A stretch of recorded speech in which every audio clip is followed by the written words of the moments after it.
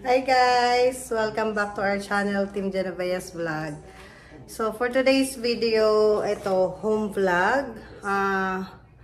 So nagliligpit ako ng konting dumi dito guys. So naglilinis-linis ako ng bahay guys kasi it's been a while na hindi ako nakapaglinis kasi last week sobrang pagod ako sa duty, so hindi ako nakapaglinis ng bahay. Ayan, yung ginamit ko palang effect sa video is cinematic. So, medyo blurred yung background. So, laki ng mukha ko, di ba? So, ayan. Samahan niyo ako ngayon. So, ayan. Sunday today. Nasa work si Papa.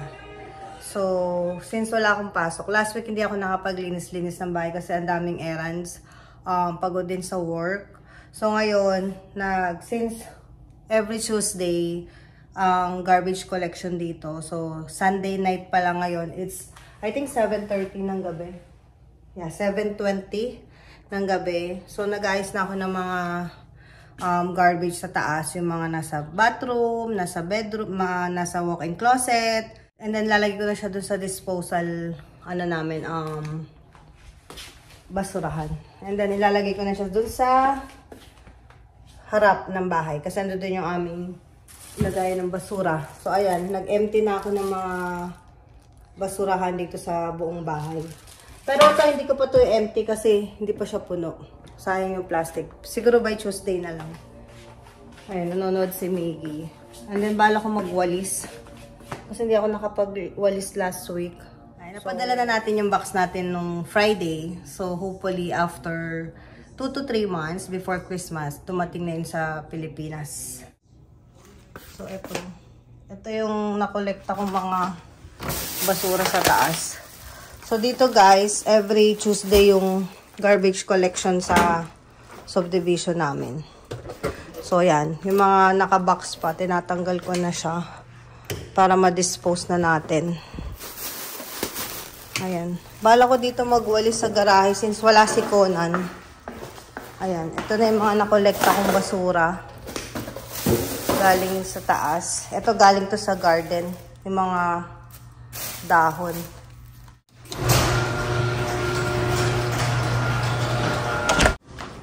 Tapos itong mga basura natin.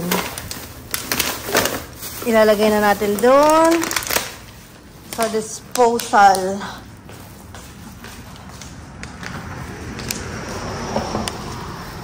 So ito guys, usually bottle to. Ay, wala pang laman. Kolekta na ba sila? Nung Friday siguro. So, dito to. Dito yung mga plastic. May segregation din sila dito. Dito yung mga plastic bottle yan. Tapos, dito sa kabila, yung iba-iba. Ayan. Tapos, ito pa.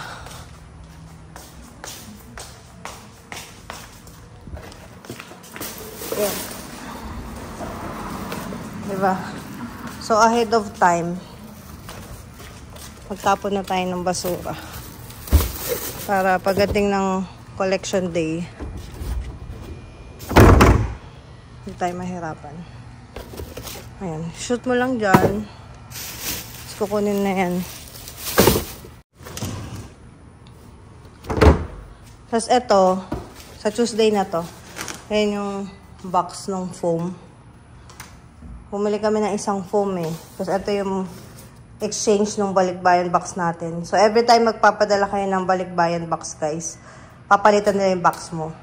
Free na to, walang bayad. Ayan. So, wawalis ako dito sa garahe kasi ayun, dami na rin. Nagsimula na ako dito kanina eh. Ito oh. Yan, ito na yung mga nawalis ko kanina.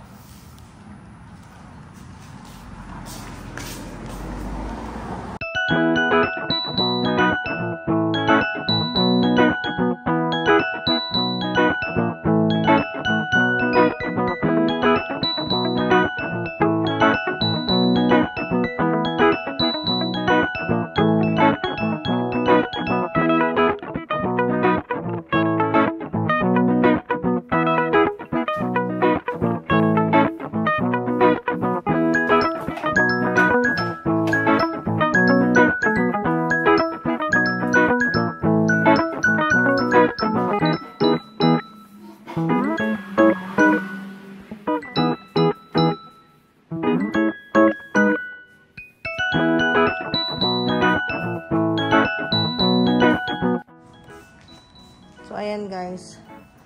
So, susagarayan natin, oh. 'Di ba? Kailangan pa rin walisin. Ayan. So, dito kanina, sa camera, may nakita akong aso.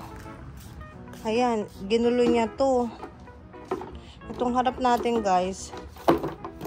Hinayos ko to kanina eh. Hindi ko lang natapos. Ayan. So, nandito yung aso. Tumakbo-takbo dyan. Tapos nahagip siya dito ng camera. So, ang daming kalat. Tapos pag mahangin, ayan, naipon dito yung dumi. So, matagal-tagal na rin ako hindi naglinis dito sa harap eh. Ini-spray ko lang to ng water pag nagdidilig ako. So, ngayon, walisin natin. So, ayan, nag-start na ako ngayon maglagay ng decor. Ito, ano to? Reuse na to. Galing to, ginamit namin to last year. So, reuse lang. So, pwede kayong, pag may bahay na kayo dito guys sa US, ayan, bibili kayo ng mga ganyan, signage, every, like, season, like spring, Halloween, Christmas, and then itatabi nyo lang para pwede nyo pa ito magamit next year, di ba? Yearly, pwede nyo pa siyang gamitin. So, ayan.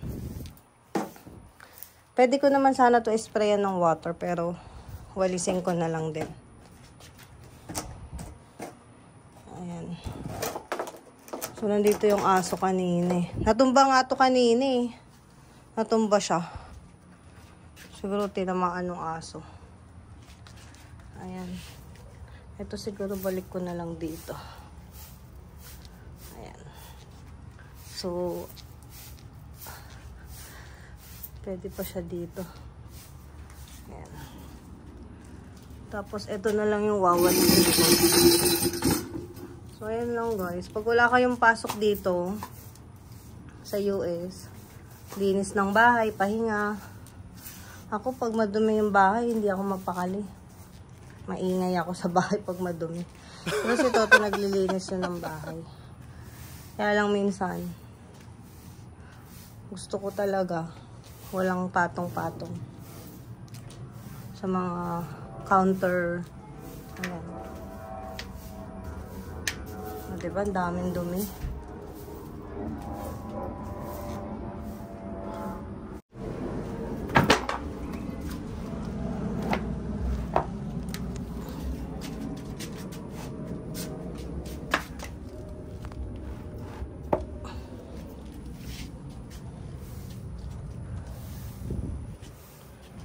Diba? Pag di mo to linisin, ako. Good luck.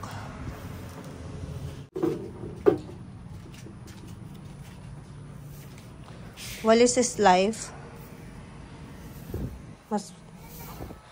Mas gusto ko may walis. Bumili din kami ng walis, diba? Nung nagpadala kami ng box. Bumili si Toto ng walis, tambo. So, ayan. Ito. Ito na lang siya. Ayan. So, ayan na yung ating front yard. Yung main entrance. Ayan yung aming main entrance, guys. Malinis na. Unlike kanina, madumi. Ayan. So, sa loob naman. So, ayan guys. Since ito yung bago nating walis, mag-general walis tayo sa buong first floor. Kasi sa taas naka-carpet. So, hindi ko siya pwedeng walisin. Nilabakon lang ni Papa. So, ito yung nabili ni Toto nung nagpadala tayo ng balikbayan box sa Cherry Fooderama. $5 lang to guys eh. Ayan. Pero madali siyang natatanggal. So, iba pa rin yung walis sa Pilipinas. Talagang quality. Pagbalik namin galing Pinas next time, sa June, pag uwi namin, ayun o, natatanggal siya. Magdadala ko ng walis.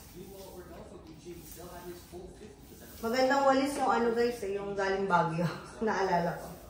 Pag galing kang Baguio, may dala kang mga walis. Isa sa mga native product nila. Walis.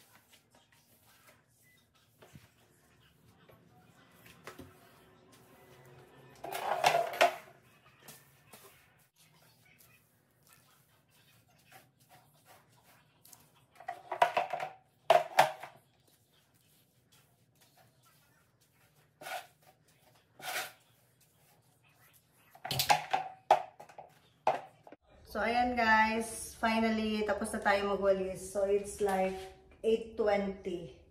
So, halos isang oras din tayo nagwalis from sa garahe, dito sa loob ng bahay, sa harap, sa main door. So, Miggy. Yes. Si Miggy naglinis din ng nagpuna siya ng table. Thank you! Thank you. Nagpuna siya ng table. Ayan, tinulungan niya ako magpunas. So, tapos na ako magwalis ng sahig. Ayan. So, last time kasi, last off, hindi ako nakapagwalis. So, medyo naiirita na ako kasi malikabok. So, dito sa labas, ayan guys. So, dito naman sa harap, ayan, madilim na. Binuksan ko na yung ilaw. So, malinis na rin yung sahig natin. Wala nang dahon-dahon. Tsaka yung mulch. Wala na yung mulch kasi may dumaan ngang aso kanina dito. So, ayan. Nalinis na natin. And then, ano tayong ilaw. And then, konting decor para sa Halloween. So, ayan. Bukas na ako magdidilig ng morning. Ayan, guys. Ay, may airplane na. Lagi may aeroplano dito sa amin eh. Kasi malapit kami sa airport.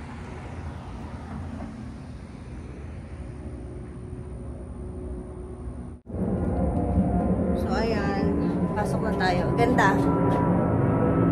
Orange na orange, diba? Tapos pumpkin. Pag dito ko siya nilagay, nahulog. Kanina nahulog siya. Hindi ko alam bakit, kung mahangin. Pero plastic naman to. Tingnan natin. Ang pwede siya dito.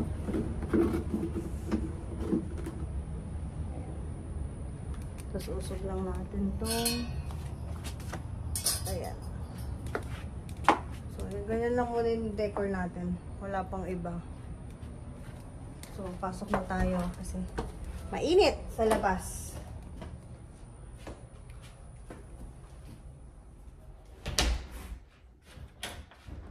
So, ayan guys.